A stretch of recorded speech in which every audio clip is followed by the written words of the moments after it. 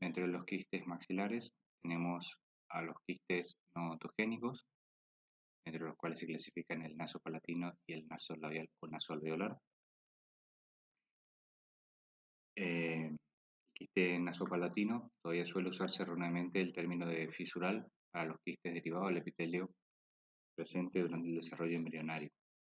Antes se pensaba que estos quistes se desarrollaban por el epitelio secuestrado entre las fisuras o procesos embrionarios. La idea actual es que el secuestro del epitelio no tiene lugar en la zona de sutura, sino que dentro del conducto palatino anterior, nasopalatino. Los quistes nasopalatinos se forman en el canal nasopalatino y deriva de restos epiteliales remanentes luego del cierre del conducto de- de- de este conducto nasopalatino, aunque la mayoría son lesiones intraóseas.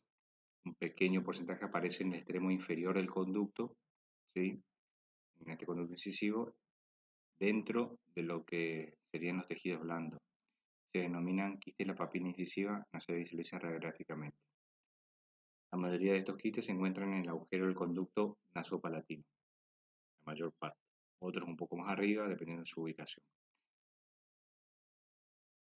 Este quiste, que se encuentra dentro de este conducto, va a crecer y va a provocar un ensanchamiento de este conducto. Muchas veces también va a crecer en altura y va a desplazarse hacia la zona de gran, un gran contenido, una gran densidad, no solamente radiográfica, sino que anatómica, que es la zona de la espina Spiegel, la espina nasal, y al crecer en ese sentido y verlo en sentido anterior, va a tener un aspecto como si fuera de un corazón.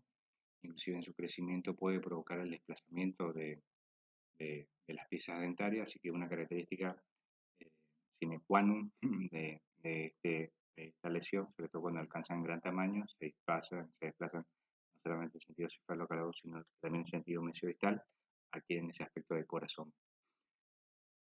Como decíamos, se encuentran en el conducto, dependiendo de la altura, pueden observarse como si fuera como si fuera un quiste, porque son lesiones bien esféricas, que están bien circunscriptas por un halo radiopaco que lo envuelve, bien nítido, bien definido.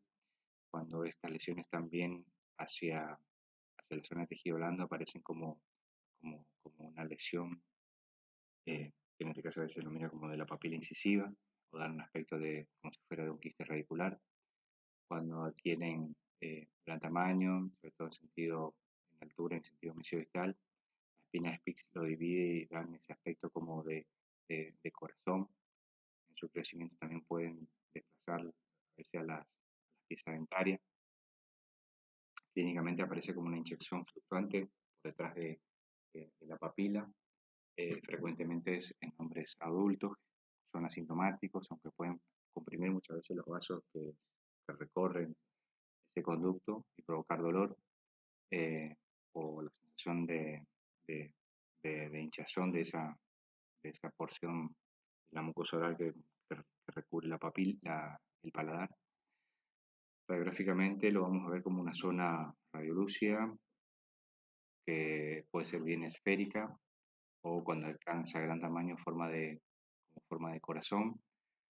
A veces se observa inclusive leve divergencia entre los incisivos, separación de las raíces. Sus bordes están bien corticalizados, bien delimitados. El diagnóstico diferencial lo realizamos con aumento de tamaño de esa fosa incisiva,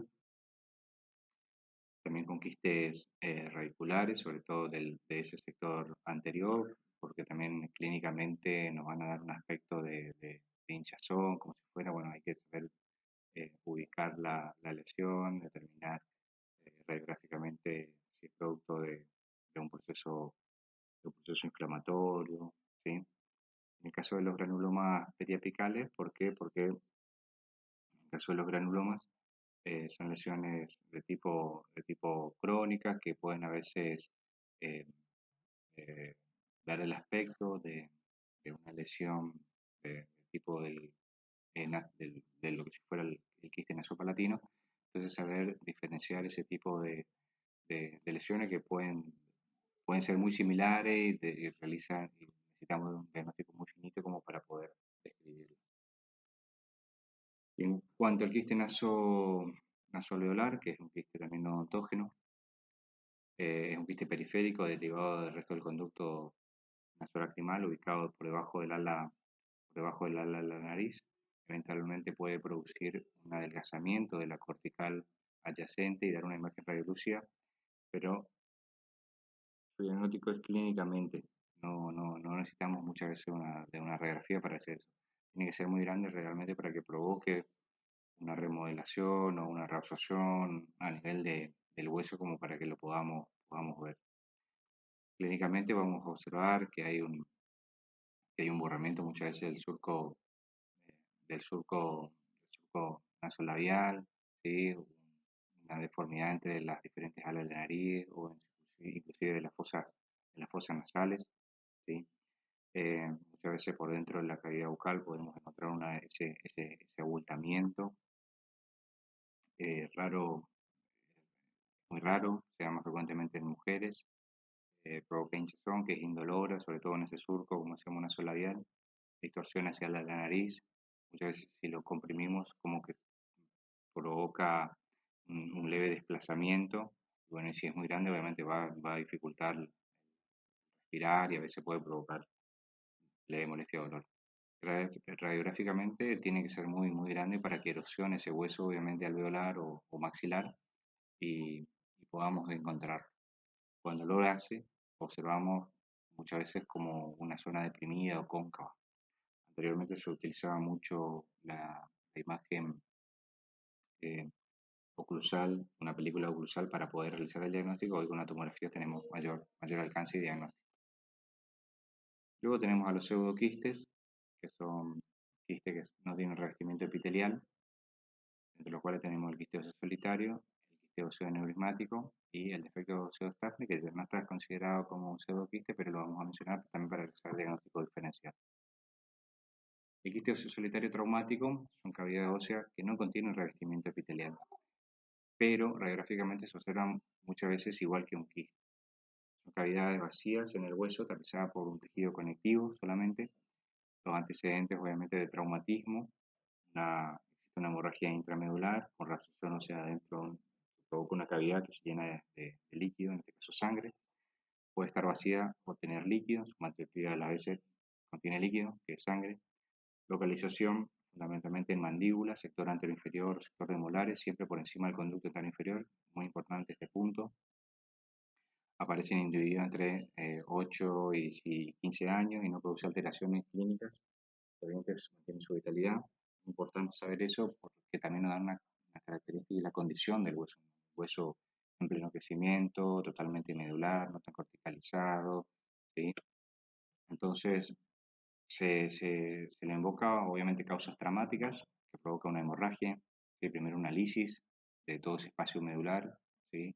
Que luego se llena de sangre, más frecuente en personas jóvenes, ¿sí? Adolescentes, localizado preferentemente en el cuerpo y zona simficiaria de la mandíbula, son asintomáticos y se diagnostican en exámenes radiográficos de rutina. Obviamente tienen ausencia de recubrimiento epitelial. Radiográficamente vamos a observar una zona radiolúcida, ¿sí? Una cavidad radiolúcida con bordes ondulantes o frisoneados sobre los ápices de las piezas dentarias. Muchas veces vamos a observar que esas piezas dentarias mantienen esa lámina dura, es decir, mantienen una independencia con lo que es la región, por lo general siempre por encima del conducto.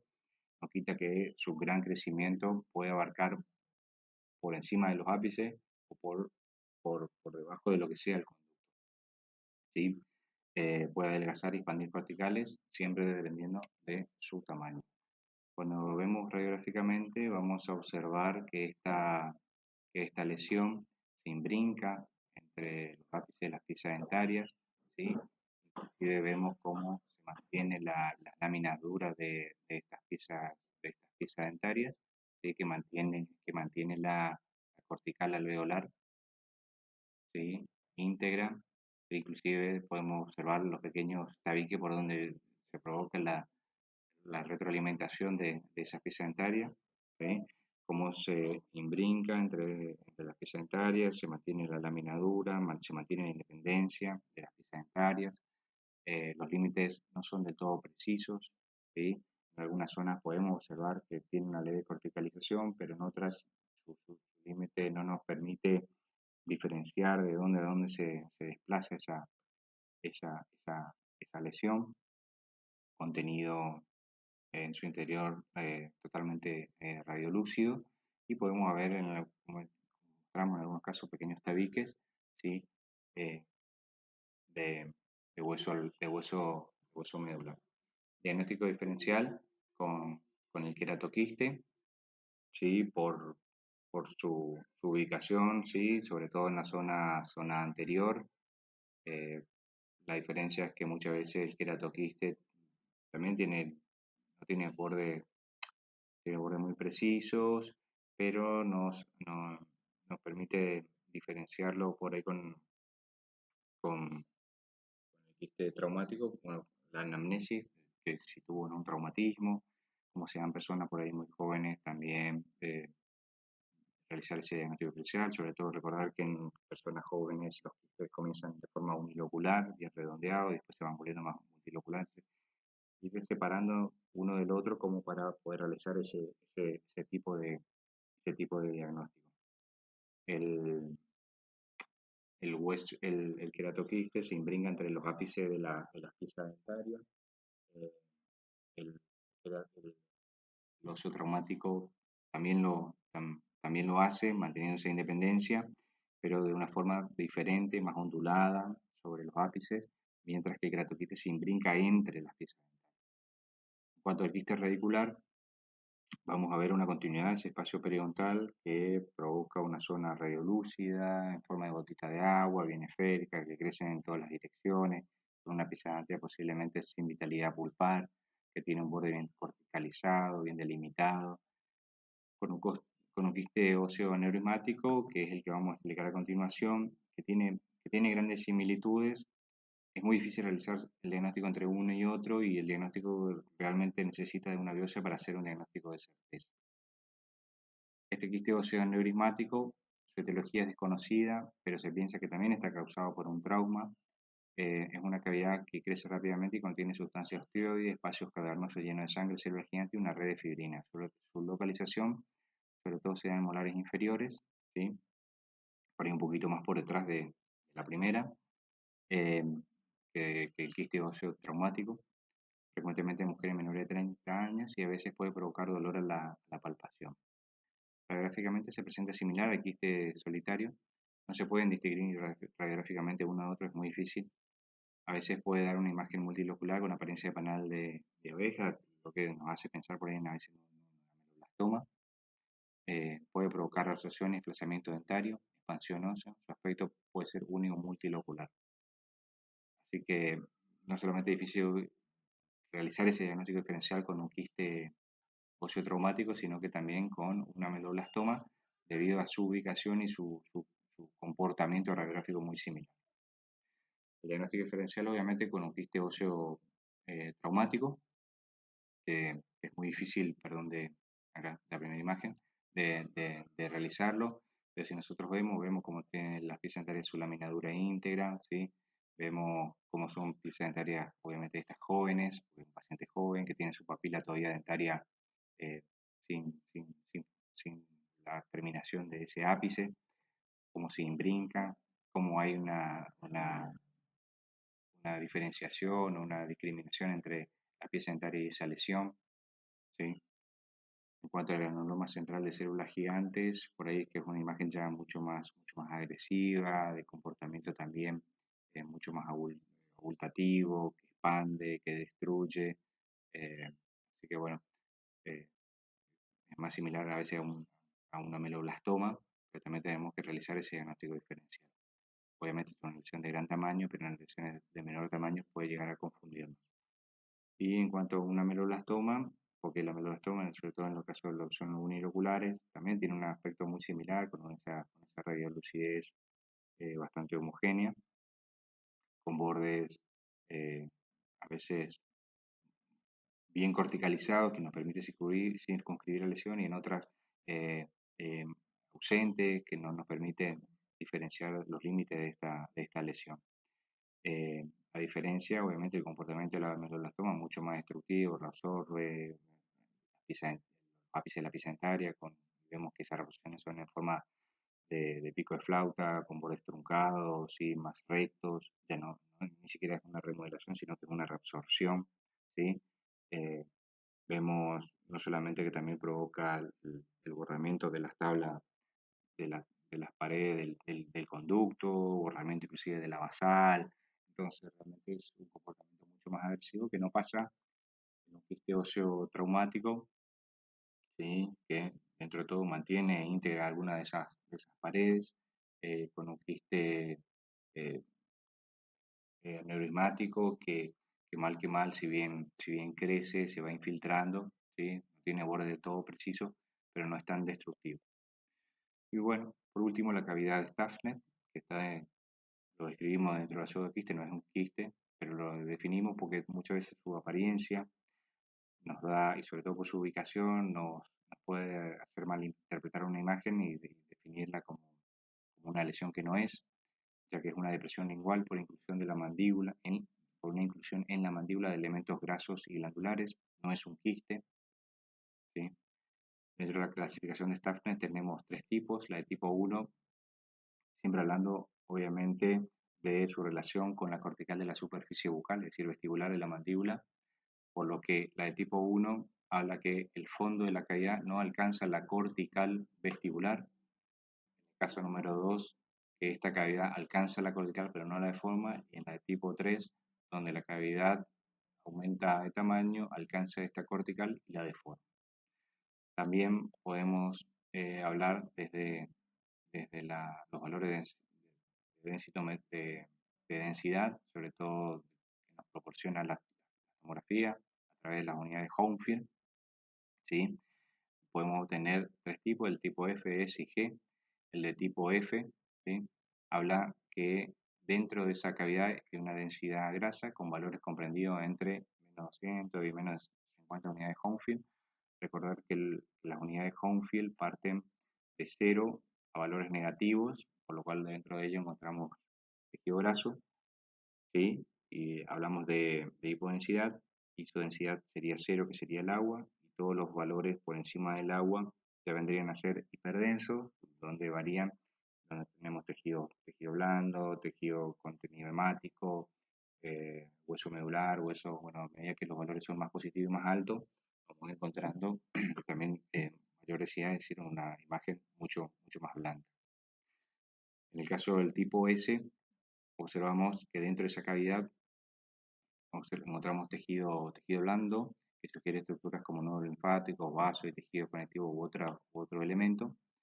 Y el tipo G, presencia de glándula ya submaxilar, obviamente siempre teniendo en cuenta que muchos de los software de los tomógrafos permiten hacer un recorrido y dentro de ese recorrido él nos va indicando los valores eh, sobre ese punto y nos permite determinar a veces qué contenido tiene una lesión, qué características, sobre todo a partir de esa densidad que nos proporciona. Y ahí vemos radiográficamente varias imágenes que nos pueden hacer pisar el palito y decir, bueno, que estamos ante tal lesión y resulta que es solamente un comportamiento anatómico de ese hueso mandibular, donde observamos una lesión posible, lesión, ¿sí? Esférica, bien radiolúcida en su interior, con contenido, con un reborde bien corticalizado, ¿sí? En algunos casos y otros menos definido, pero que nos permite circunscribir la lesión. Tomográficamente podemos hacer el mismo análisis eh, que en una panorámica, pero con la diferencia que al realizar los cortes, tanto en sentido axial como en sentido sagital o transaxial, podemos notar que no es nada más que una depresión dentro del hueso, que dependiendo de esa clasificación podemos tener en este caso de tipo 2, es decir, alcanza la cortical vestibular, pero no la deforma. Si tenemos la posibilidad de tener software o un tomógrafo que nos permite determinar las unidades Homefield que presenta en su interior, podemos determinar qué tipo de contenido tiene esa calidad. Y bueno, y así terminamos lo que son los quistes. Luego seguiremos por los tumores odontógenos, los cuales describiremos lo más frecuente y luego daremos indicios de comportamiento para poder descifrar algunos otros tipos de lesiones, no para hacer un diagnóstico eh, exhaustivo, sino y mínimamente tener eh, condiciones o armas o herramientas para poder diferenciar y poder determinarle no solamente al médico, sino que al paciente la necesidad muchas veces de una biopsia, porque nos encontramos ante un tipo de patología que resulta difícil de diagnosticar y sobre todo porque no podemos dormirnos en el tiempo para poder tratar a dichas lesiones.